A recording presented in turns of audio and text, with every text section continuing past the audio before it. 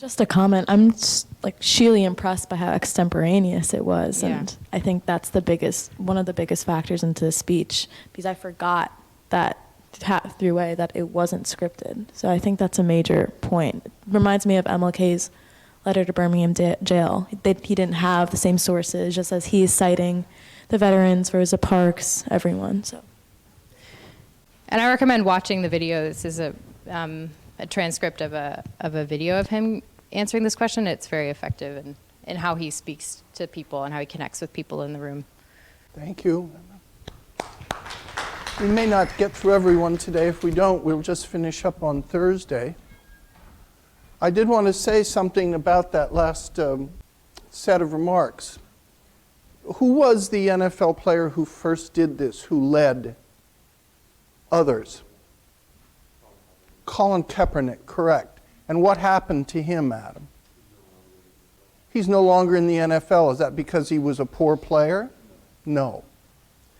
So there's a very interesting and hard lesson here. Almost all of those protests that were mentioned there had harsh results for the people who protested. And I would remind you, the nature of protest usually involves some degree of genuine sacrifice on the part of people who protest. It's something you just have to get ready for if you decide to do it, whether it's getting arrested or going to jail or losing your job. And it's something to think about in the aftermath. The National Football League has now got some sort of arrangement where players don't have to go out on the field for the national anthem. They can stay in the locker room if they want to. I think that's the arrangement. Well, that is a way that the National Football League has avoided politicizing it, while at the same time seeing one of their very good quarterbacks completely lose his job, as far as I can tell, for no other reason than this protest. But my general point is that in life, if you're going to make an honest, true protest, including a nonviolent one, you have got to be prepared for consequences which are negative for yourself, and perhaps seriously negative. That's why the protest works in the long run, because you are showing to other people that you are willing to make a sacrifice. I doubt Colin Kaepernick thought he was going to lose his job, but he did. And I don't know whether he's going to be able to get it back or not. I have no idea. Right. Hello. My example today is from the 2015 Republican primary, when then candidate Donald Trump labeled Marco Rubio Little Marco. And I thought this label was very effective for three reasons. One, it was very visual. Marco Rubio has a boyish face, and when he stands next to Trump, he is shorter. And so people could always see this contrast, especially during the debates. The second reason why is it's funny. And so even today, many people remember it when they see, oh, Marco Rubio, Little Marco. And that sticks in people's memories. And so that kind of stuck with people when they were voting and deciding who they were going to vote for in the primaries. The third reason is because it had this subliminal message of saying that Marco Rubio was not ready enough, did not have the experience. He was Little Marco. He didn't bring the serious task there was to the presidency or being a president. There were some risks to this message, I think. So one is that Americans tend to favor the David versus the Goliath, and so to say he's Little Marco might have backfired in that sense. But at the time, candidate Trump was also the outsider, and Marco Rubio was the established politician, so that David Goliath risk didn't really come into play. I think the second reason why is that it was a risk is that it's a little childish to call someone Little Marco, and I think that backfired for some people, but for many people, people just enjoyed the humor of it, the levity of it, and so it worked. Questions, comments?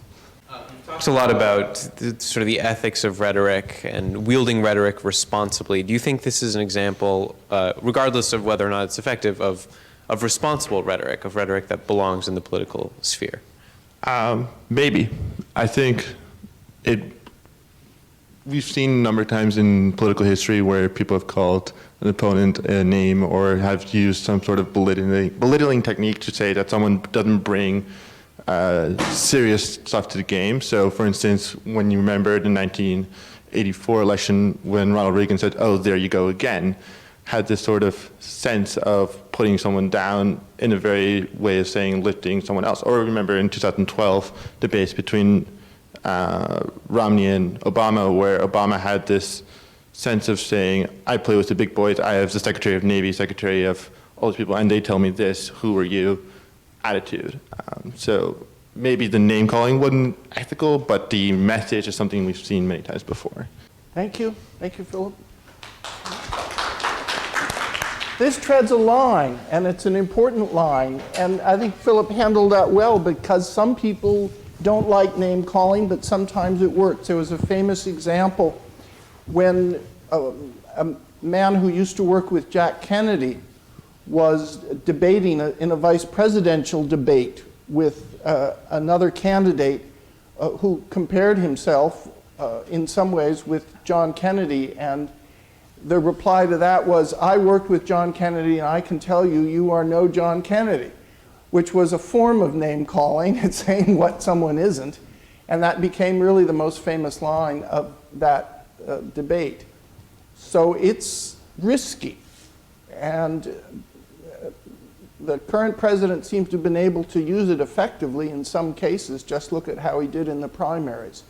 Whether it's something that will continue to be successful in American politics is another question. It's always risky. All right, so today I'm going to present an example of what I believe is poor political rhetoric. This is a Facebook post by Jonathan Williams, who is a campaign staff member of Arizona Senate candidate Kelly Ward, in response to Senator McCain's statement that he was no longer going to be continuing his treatment back in May. So the post reads, "I wonder if it were just a coincidence that Senator McCain released his statement on the kickoff day of Kelly Ward's bus tour, or if it was a plan to take media attention off her campaign. I'm not saying it was on purpose, but it's quite interesting." Now, for me, the ad hominem attack that he is going for against Senator McCain completely rendered this Facebook post ineffective for me. I believe it was not well timed, not well presented for him to make such a personal attack on Senator McCain, who was very respected as a political leader and also as a human being, especially in such a trying time for him and his family. But I do acknowledge that this could be effective for some people. The structure of the first statement is posed as a rhetorical question. So it allows for some people it welcomes some people to interpret this as maybe this was a planned event. Maybe they planned to release this statement in order to sidetrack the media from Kelly Ward and her campaign. And I think it allows for doubt where there might not have been beforehand. And it takes somewhat of the form of an enthymeme, where John McCain released his statement to end treatment on the kickoff of Kelly Ward's bus tour. Therefore, he was trying to take media attention away from her campaign. But personally, I feel like the fallacy of the ad hominem attack really detracts from this rhetorical element. Also, the second sentence, "I'm not saying it was on purpose, but it's quite interesting," shows a lack of conviction to the entire idea, and it means that there's no real basis for this accusation, and it's really just speculation. So, comments, questions? It's more of a contextual question, but do you know if the media jumped on the comments at all? Did they have an effect on John McCain or on the candidate? Do you know? I do believe there's definitely backlash, social backlash. People thought it was in poor taste, especially because John McCain has been such a prominent political figure for so long, and he has served this country in great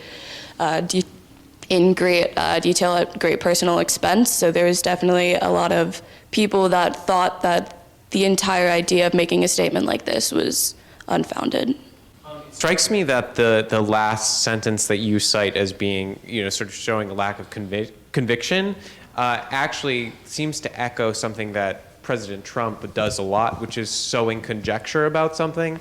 Maybe they're bad people, who knows? You know, that kind of thing happens all the time. And so I'm not exactly sure that it's, more comment, I'm not exactly sure it's a display of uncertainty, but more another way of sowing, of sort of shoving things under the door. You know what I mean? Yeah, no, I definitely understand where you're coming from. That's just like how I read the statement, but I can definitely see how it could just be another way of kind of inviting that idea to take root in somebody's mind and to like let that grow in their own conscience. Because I think what works really well in political campaigns is people's ability to sow the seed of doubt in somebody's mind and let their imagination run with it. So I definitely think that it could be construed in that manner, but that's not how I personally took it.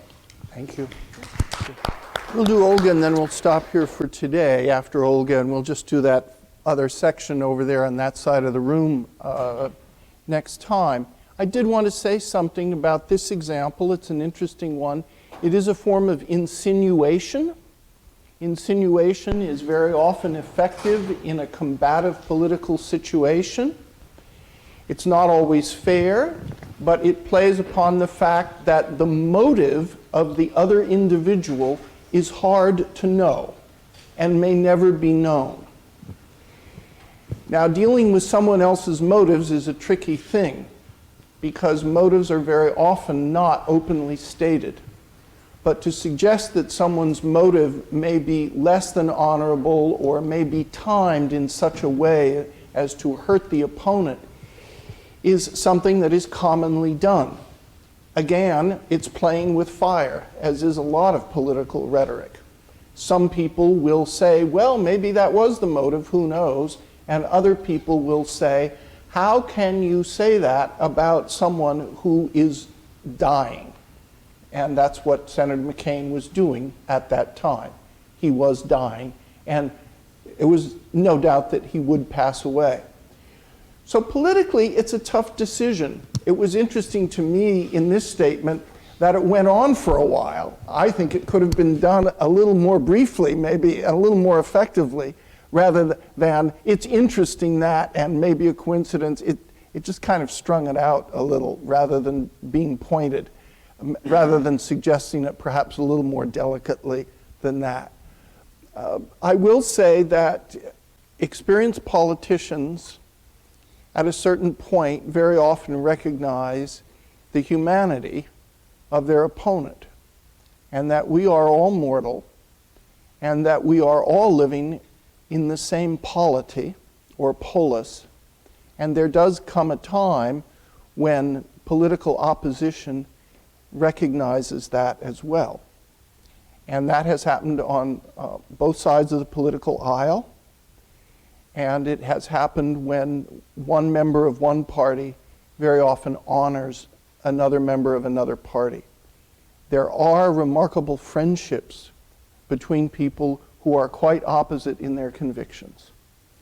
For example, Justice Scalia and Justice Ruth Bader Ginsburg seem to have gotten along famously well for quite a long time. Yet if you read their opinions on the court, you will see that ideologically they often had nothing in common. So I want just to remind you that behind this political rhetoric, there is and should be some bottom level of humanity. And how far you want to reach down until you come to it, that's a matter of judgment. A rhetorical example that I'll be presenting today is from the Florida gubernatorial debates. And just to give a little context, the moderator of debate had asked one of the candidates, Rick DeSantis, about his connection with white supremacists and neo-Nazis. He had spoken at events that were held by these groups and had accepted funds and money to run ads and run his campaign. So after DeSantis' response, the other candidate, Alex Gillum, was given a chance to respond, and this was his response. Well, let me first say, my grandmother used to say, a hit dog will holler, and it hollered through this room. Mr. DeSantis has spoken. First of all, he got neo-Nazis helping him out in the state. He has spoken at racist conferences.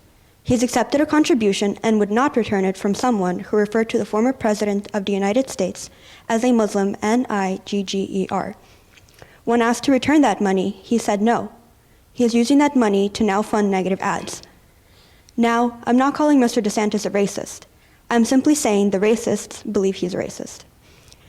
So I believe this was a very risky move by DeSantis, or not by DeSantis, by Gillum, my bad, because it could be seen as an ad hominem, and people could argue that simply because other people are racist and are supporting him doesn't necessarily make DeSantis himself a racist.